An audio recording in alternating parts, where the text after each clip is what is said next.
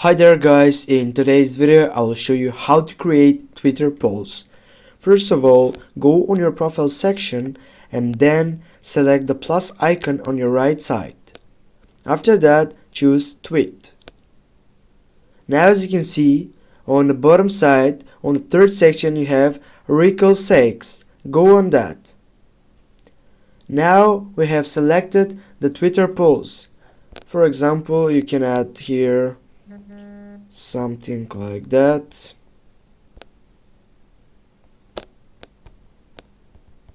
Yeah. Now you can go on your length of the days that you want to be on this poll. For example, 24 hours and 2 days. Go set. Now you can select who can reply on this poll on your Twitter. For example, only people you follow, or I will go with everyone. Now go on ask a question.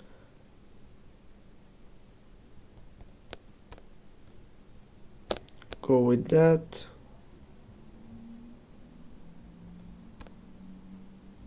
Tweet.